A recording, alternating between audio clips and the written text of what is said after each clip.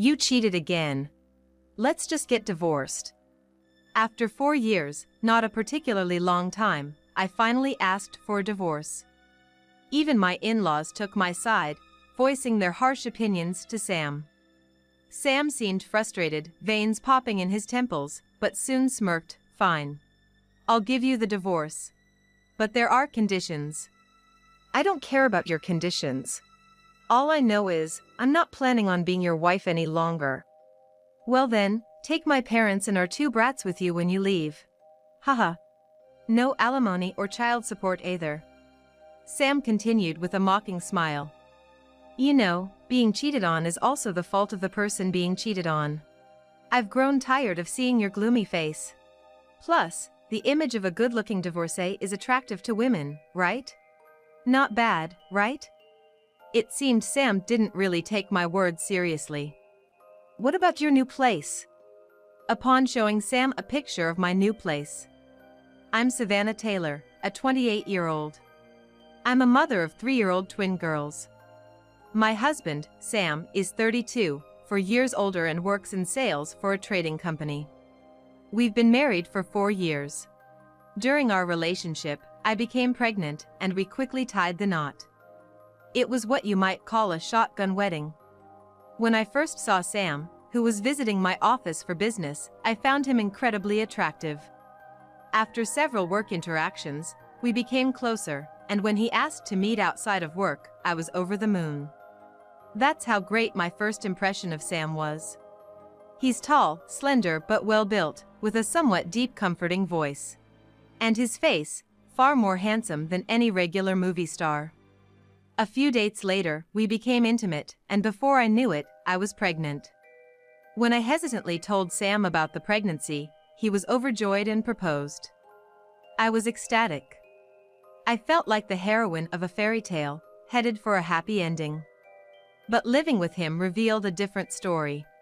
Instead of a fairy tale ending, I found myself in a soap opera with a philandering husband. Sam indeed looks good and knows how to treat women. I mistook that for him being a gentleman and believed he truly cherished me. I also believed his swift marriage proposal was a testament to his love. But it was just a convenient plaything for him. I was oblivious and, following Sam's lead, soon moved in with his parents. "I can't leave you alone in that condition while I'm at work. Since you have no family to return to, why don't you live with my parents?" "That's what I'd prefer. Both my parents passed away when I was young. Having no siblings and pretty much being on my own, I had no reason to refuse." Deceived by those words, I ended up living with Sam's parents at his family home. Luckily, Sam's parents were wonderful people. Had they been the worst sort of in-laws, like something out of a dramatic comic strip, I would have lost hope in life a long time ago. "Don't worry about the bills. I'm a top-notch salesman. I make more than enough to support you and the kids. So, I'd like you to quit your job and comfortably have our children." When Sam found out the new life inside of me was twins, that's what he said, suggesting I leave my job. I loved my job and was attached to the company I'd been with since college. I hesitated a bit about that, but with the anxieties of giving birth for the first time and to twins, I eventually left my job, heeding Sam's advice. And so, on the surface, I was able to embrace motherhood as if I was the protagonist of a fairy tale with a happy ending. Both my in-laws were overjoyed with the twin girls. Those times were truly blissful. It felt like a picture-perfect happiness. I thought I had a life filled with nothing but joy. But as time went by and I basked in that happiness, Sam began coming home later and later. Around the time I was getting swamped with taking care of the twins, with the help of my in-laws, Sam's overtime increased. His weekend shifts also grew. It's a busy period right now. There'll be a lot of expenses for the kids, right? If I refuse the company's requests and get demoted, that'll be a huge issue. Please, lean on my parents and get through this. I'm counting on you," Sam said, placing his hands on my shoulders, looking deep into my eyes. And I thought, Sam's working hard, so I need to be a strong mother. Raising twins was harder than I ever imagined. Every night they took turns wanting to get fed. As soon as one was asleep, the other would wake up crying. Even if their diapers weren't wet or they weren't hungry, sometimes they'd cry just wanting to be held. I was utterly exhausted. Had it not been for my in-laws, I would have been up all day and night caring for the kids, likely collapsing from fatigue. But my in-laws were kind. My father-in-law, who mentioned that men of his era weren't very involved in child-rearing, hesitantly but surely would hold and soothe his granddaughters, telling me to rest when I could. I was truly grateful. In that sense, I felt like the lead of a happy story. However, in this story, the prince, my husband, was notably absent, a fact that left me feeling uneasy. But as time passed and life's busyness took over, I grew accustomed to his absence. But then one day, I found a note in Sam's bag. It was a love letter from another woman to Sam. The note fervently described how wonderful the times they spent together were and how deeply she loved Sam. "What's this about?" Looking displeased after glancing at the note, Sam said, "Who the heck would pull a prank like this?" and dismissed it as a bad joke by fluttering the note. "It's just a joke? Can I trust that?" When I asked, Sam, with an annoyed look, responded, "You don't trust me?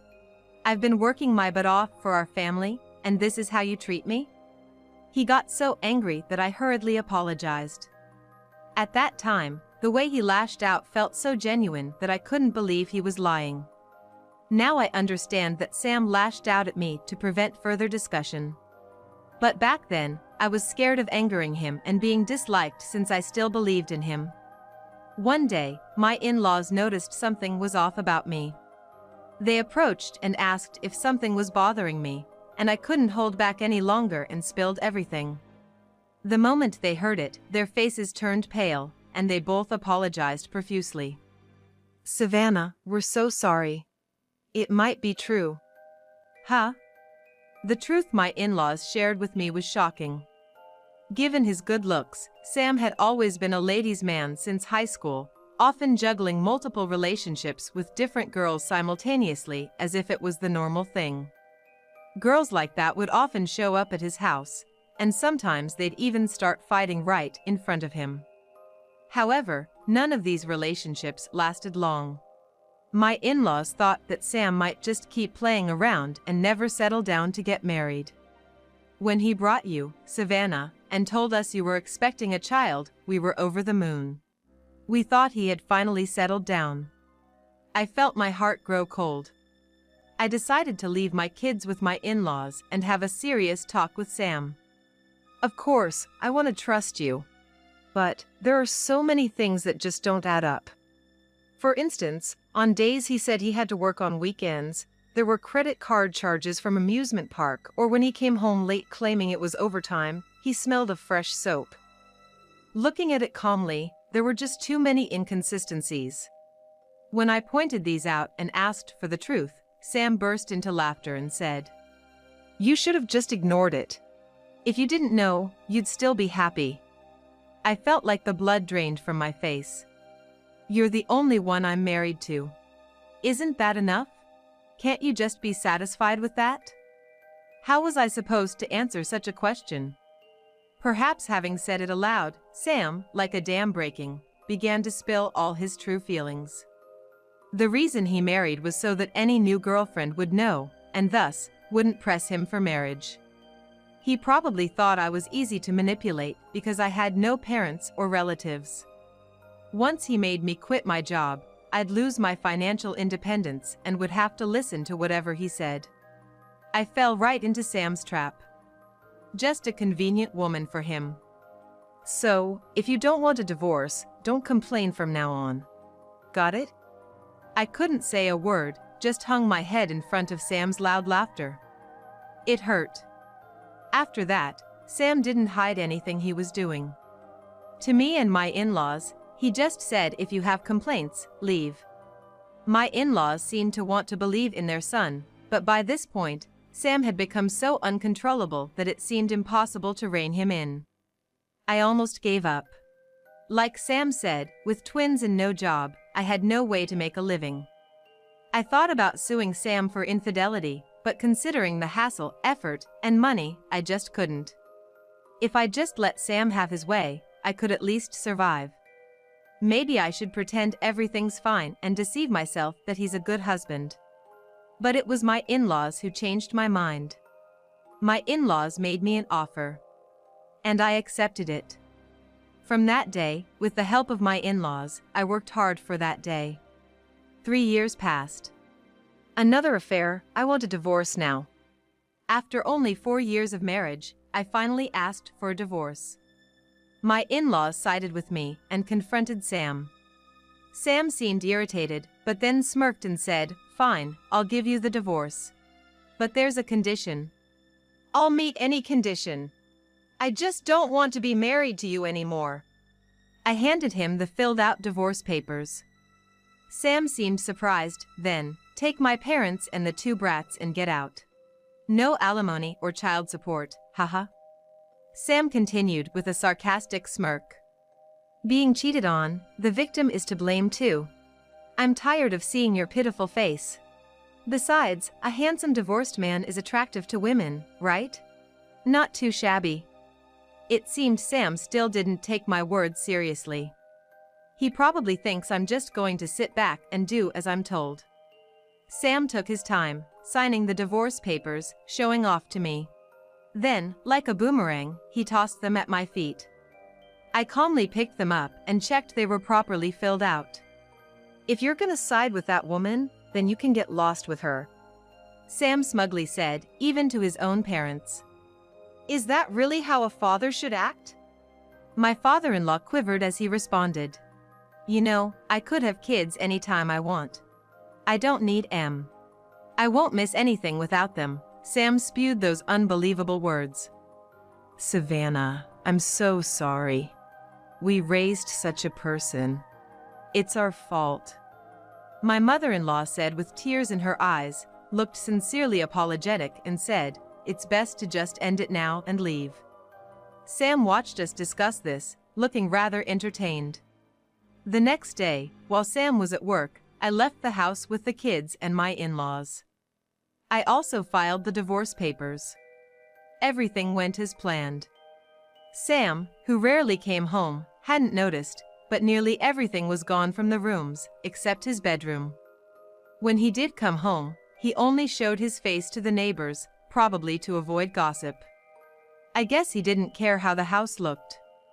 We had already secured a new place and were gradually moving our stuff there. For the day of executing the plan, I had tidied up enough so that Sam wouldn't notice. What was left were just old furniture and junk, things we wouldn't really miss. There was no word from Sam the next day either. He might not have believed that we really left, or perhaps he thought it was just some kind of punishment. Well, either way, he's someone I no longer have any ties to. I don't plan on caring about him anymore. The call from Sam came a week later. "Hey! Where are you? Why is the house empty?" Sam seemed to have finally noticed that almost everything was gone.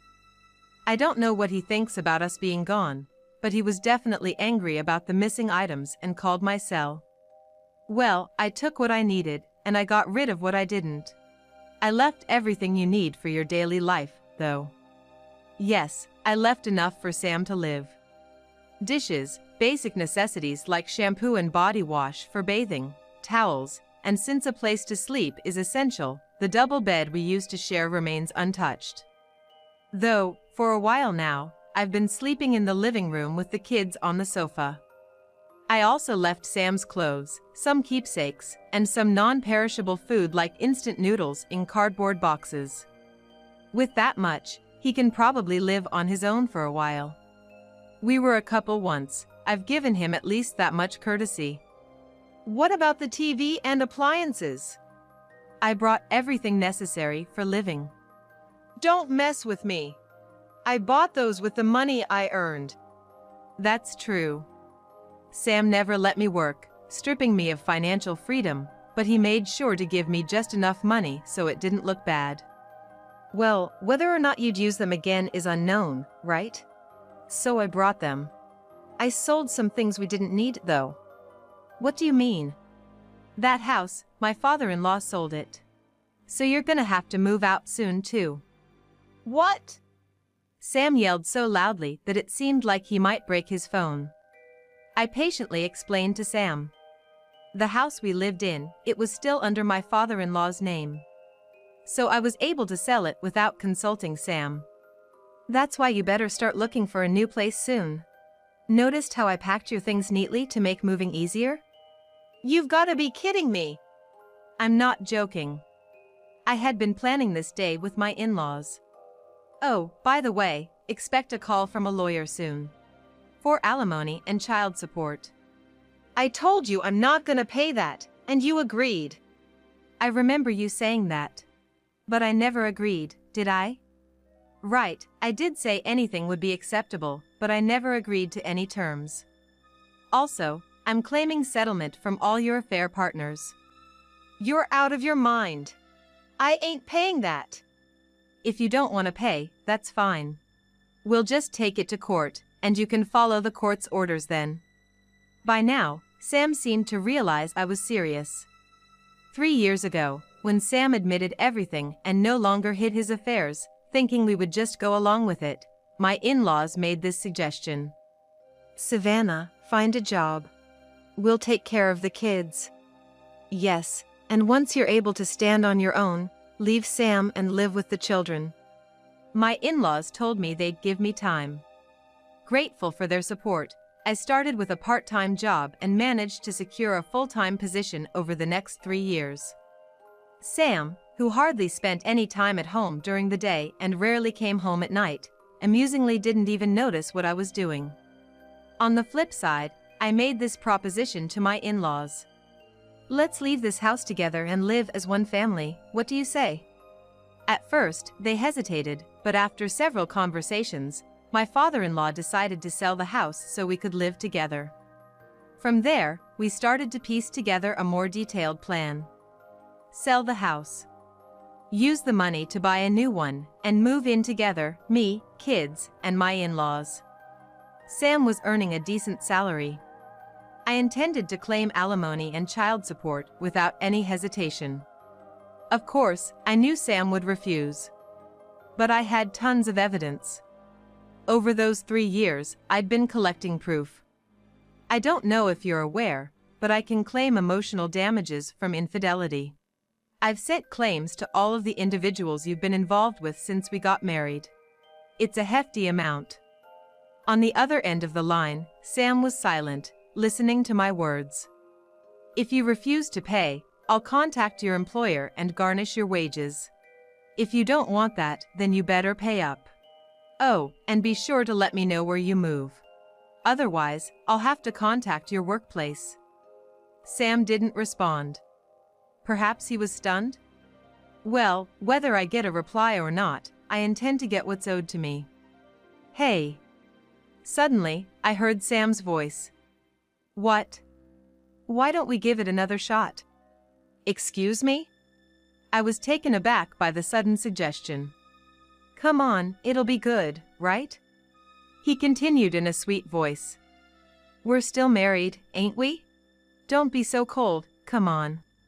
Seems like Sam thinks he can win me over with sweet talk.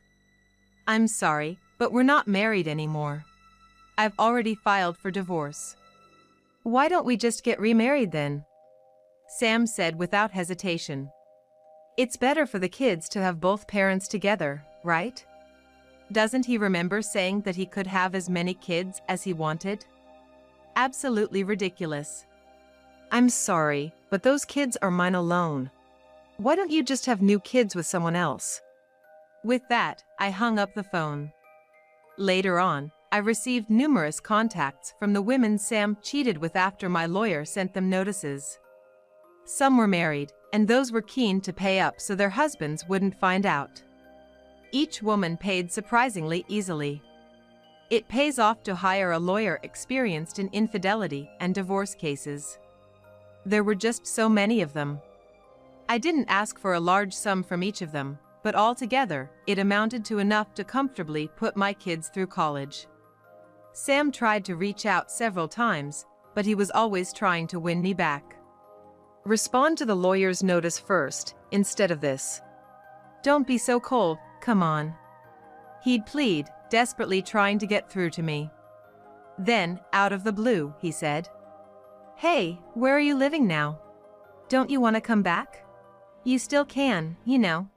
Just make up your mind and come back. Don't worry about it." I sent him a photo of where I live now, just enough to give an idea of the place, but not revealing the exact location. "Is this your new place?" Sam was left speechless when he saw the photo. Indeed, the place I'm living in now is what you'd call a high-rise condo. From the glimpse of the blue sky through the room's window, he seemed to guess that I was on a pretty upper floor. "Please, let me live with you there." "No way." With one firm response, I told him, from now on, communicate through the lawyer. Please don't contact me directly anymore. I blocked Sam and got myself a new phone. He shouldn't be able to contact me directly anymore. According to the lawyer, Sam desperately tried to contact me, but of course, the lawyer turned him down for me. Then, when the lawyer sternly demanded alimony and child support payments, warning that if he didn't pay, his wages would be garnished at his company, Sam finally gave in and agreed to pay. Not wanting to deal with him for years, I had him pay both in one lump sum. Whether he took out a loan somewhere, or had been secretly saving up, I don't know. But I got what was owed to me, so I don't really care either way now. Right now, I'm working after leaving my kids with my in-laws. Honestly, I got enough alimony that I wouldn't have to work, but you never know what's gonna happen in life. It's always best to have a steady job. Plus, I want to stay connected to society by working. It's the same sales job I had before marriage. I love interacting with people, so I enjoy my work every day. There was a time when Sam told me to quit, and I was just taking care of the kids, feeling isolated from the outside world. Of course, my in-laws were good to me, but still, it feels like people need to be connected to society. While my marriage felt like a descent from heaven to hell, I have to thank Sam for giving me 2 lovely daughters, and the chance to call someone my parents again. Speaking of Sam, after I took legal action, he was blamed by women and even confronted at his company. He ended up exposing all his misdeeds there. He was demoted and transferred from the main office to a smaller branch, let's say in Nebraska. There were women there who seemed attracted to Sam because of his good looks, but of course, rumors of his debts due to the alimony and child support reached them, so nobody seems to be getting close to him now. Either way, he's no longer my concern. I cherish my current family and am moving towards a bright future. I'm truly living the happiest days of my life.